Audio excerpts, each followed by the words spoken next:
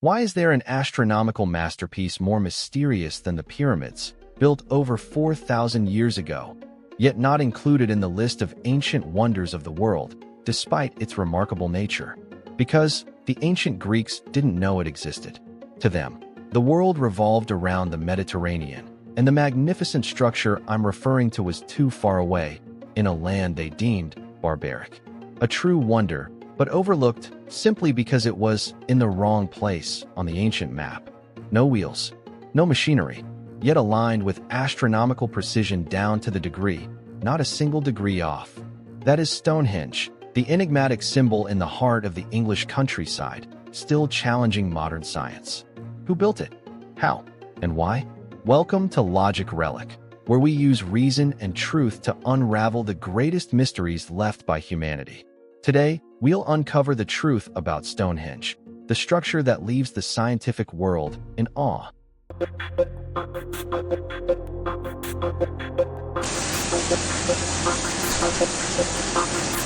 Chapter 1. The Giant Stone Circle, Defying the Laws of Logic. In the Salisbury Plain of England, a cluster of colossal stones stands silently, like sentinels of time. This is Stonehenge. Archaeologists have determined that this monument was constructed between approximately 3,100 and 1600 BCE, over multiple phases, involving thousands of people from various prehistoric communities. But what baffles the world is not just its age, but its scale and precision, far beyond the understanding of a Neolithic society. Imagine this. Massive stones called sarsens, weighing an average of 25 tons, some up to 50 tons, stand upright, connected by lintels, forming a giant, U-shaped, trilithon structure. Interspersed are bluestones, smaller stones weighing 2 to 4 tons, quarried from the Prehistoric hills in Wales, over 240 kilometers away from Salisbury. This led experts like Mike Parker Pearson, a professor of archaeology at the University of London, to admit in his research, transporting stones from Prehistoric to Salisbury, in an era without wheels or draft animals, is one of the greatest feats of prehistoric Europe. So how did they do it? Proposed scientific theories include dragging the stones on wooden rollers, sliding them on greased tracks, or floating them on rafts along the River Avon. Yet, no experimental evidence confirms that these methods could move 50-ton stones across hilly terrain, marshes, and rivers in that era. When you stand inside the stone circle today, the first impression isn't that of a simple monument. It feels like a colossal mathematical construct. Everything is arranged with rigorous logic, surpassing our imagination of that era's technical capabilities. The sarsen stones were smoothed and fitted with mortise and tenon joints, a technique that only became widespread in wood and stone architecture thousands of years later. This prompted archaeologist Colin Renfrew to exclaim, "This is not the work of primitives. This is the product of an extraordinarily advanced geometric mindset." But the mystery doesn't end there. When the English Heritage team conducted 3D laser scans, they discovered intricate carvings indicating that the ancients didn't just erect the stones. They sculpted them to achieve perfect balance, ensuring the lintels remained stable despite thousands of years of wind and rain. If this was merely a ceremonial circle, as many believe, why the need for such precision? The answer remains uncertain. And this is just the first layer in the labyrinth of questions surrounding Stonehenge. Who designed it? And more importantly, who masterminded this plan, when history records no society complex enough to create such a structure? Chapter 2.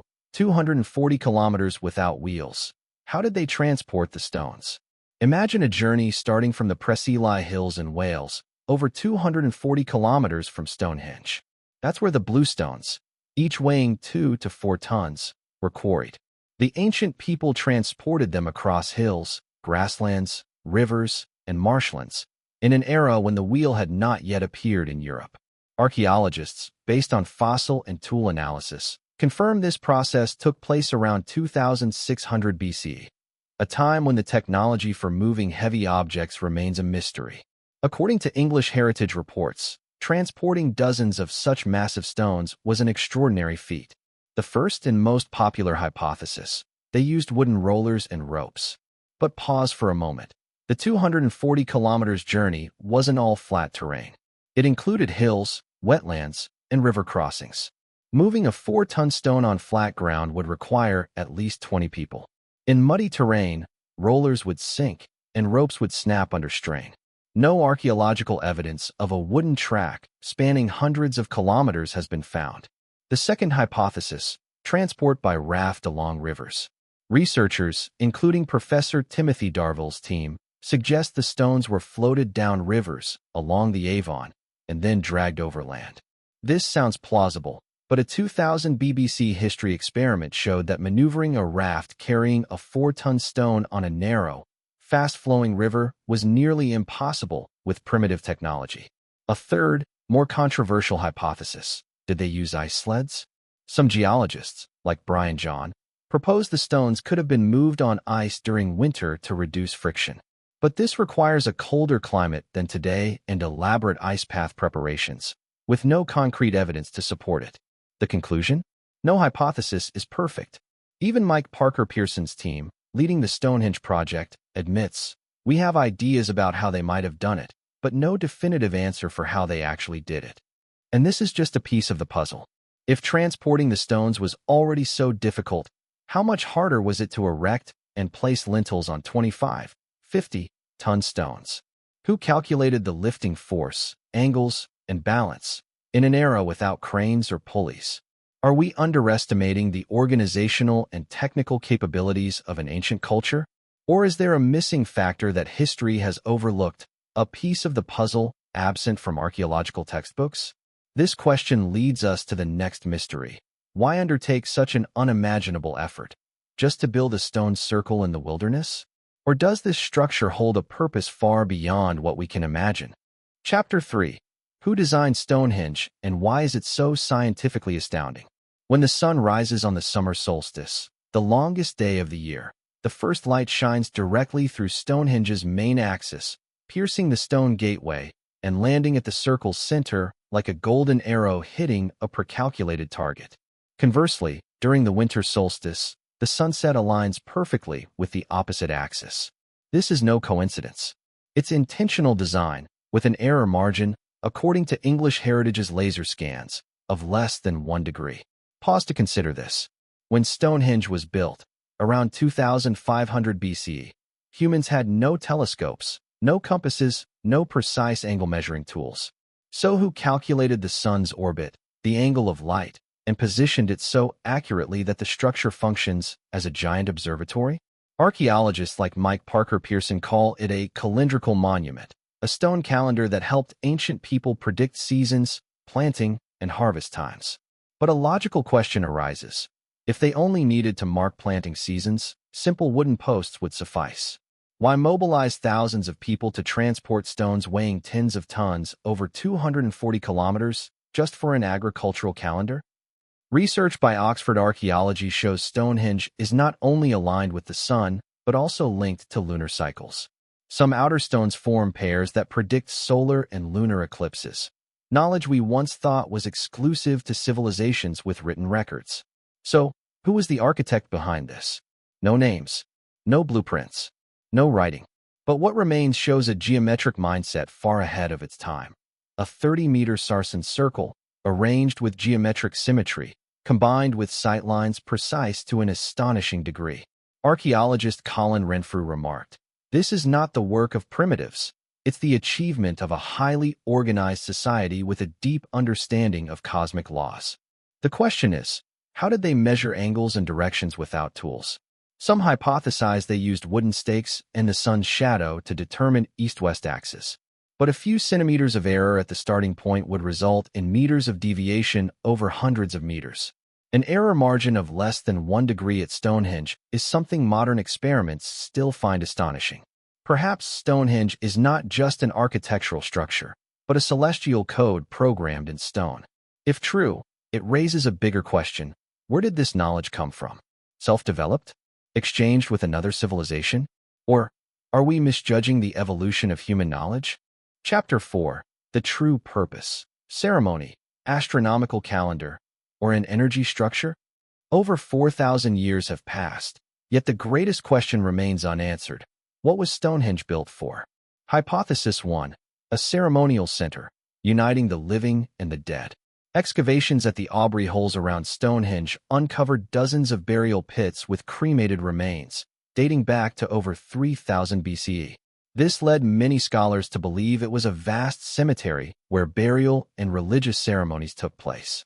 Mike Parker Pearson, leading the Stonehenge Riverside Project, suggests it may have been a place to connect two worlds. The living gathered at the summer solstice, while the dead were commemorated at the winter solstice. But if it was only for burial, why the need for such precise astronomical alignment? And why transport stones from Wales?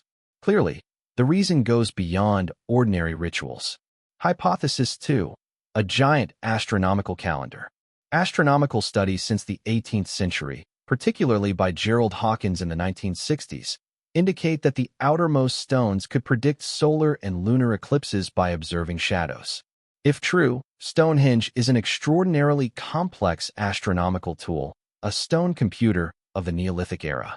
However, maintaining such precision over thousands of years without significant deviation requires deep knowledge of lunar orbits and solar cycles, something history never recorded at that time. Hypothesis 3. A prehistoric energy structure? This is a controversial but intriguing hypothesis. Experiments on acoustic resonance at Stonehenge, University of Salford, 2013, found that the stone circle creates a powerful acoustic effect, amplifying low frequencies within the circle. This could have served rituals, but it also sparks speculation. Did the ancients understand sound wave energy and use it for specific purposes, healing, hypnosis, or a lost technology? Additionally, a 2008 geophysical survey reported underground water channels beneath Stonehenge that might interact with vibrations. The combination of sound, water, and stone fuels theories of ancient technology, though not yet recognized by mainstream science. So what's the truth? Stonehenge might be a multi-purpose complex, a site for ceremonies, an astronomical tool, and a venue for social activities we can't yet fathom. But one thing is certain. No hypothesis fully explains all the evidence. That's why Stonehenge remains a mystery.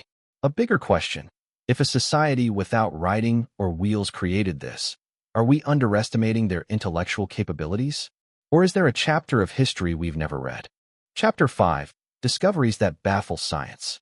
After over a century of study, one might think Stonehenge has revealed all its secrets. But modern technologies, from 3D laser scanning to ground-penetrating radar, have opened a new maze of data, rendering previous theories fragile. Tools leaving out-of-place marks? The sarsen stones were smoothed with astonishing precision using stone or bone tools. But a 2019 English heritage study, using microscanning technology, found that some stone surfaces bear sharp, uniform cuts that are hard to explain with primitive tools. Though no metal has been found, this raises questions. Was their crafting technique more advanced than we thought? Or is there an undiscovered tool, an underground network, and a connecting avenue?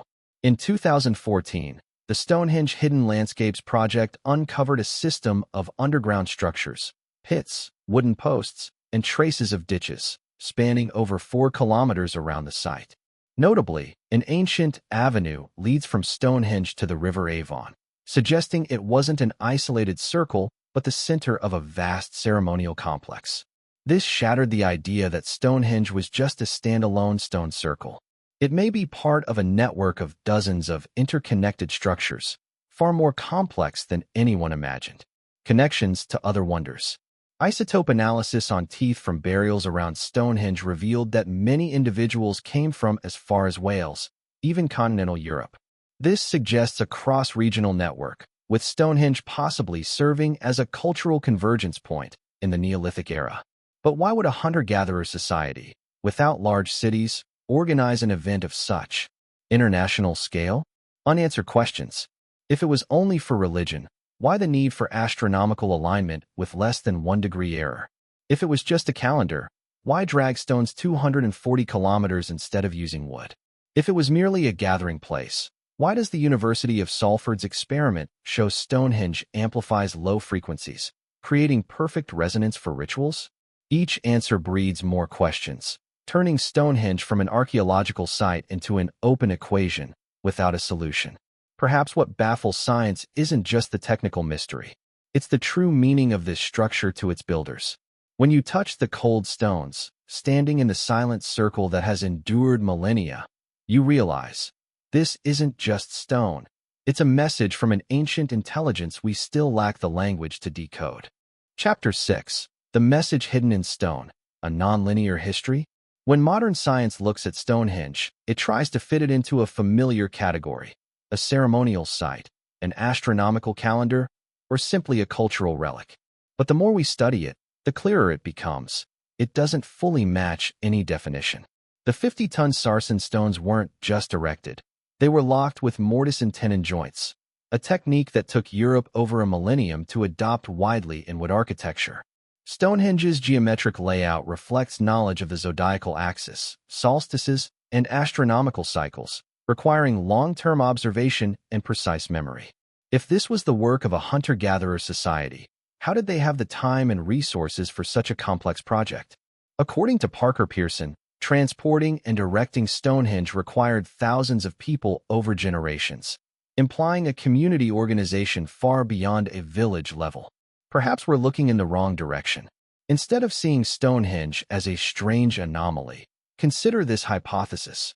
Human cognition in prehistory wasn't linear as we assume. There were peaks of knowledge that arose and vanished, leaving traces in stone, a reminder that history isn't a straight line forward but a curve with scattered peaks. The stones at Salisbury don't speak in words, but their silent endurance over 4,000 years conveys a message. We once knew something you've forgotten. That's what makes Stonehenge one of humanity's eternal enigmas. So what is that message? It may not lie in the stonework technique, but in the mindset. When humans prioritize faith and community over limitations, they can create something timeless, not with steel, but with stone and will. But is that all? Or is there a deeper layer of meaning we haven't touched? Knowledge of energy, the cosmos, or an ancient language the stones still hold secret? The answer, to this day, remains lost in the mists of Salisbury. Stonehenge has stood for over 4,000 years, without explanation, silently watching us debate. Is it merely an ancient observatory, or evidence of a forgotten knowledge history has overlooked? One thing is certain. Every stone at Salisbury is not just matter but a question sent to the future. And today's question for you: is Stonehenge the feat of primitive people, or proof we don't fully understand our past? Share your thoughts in the comments below. Don't forget to follow Logic Relic, where we unravel structures that defy both time and human intellect. See you in the next journey, where each question opens a new world.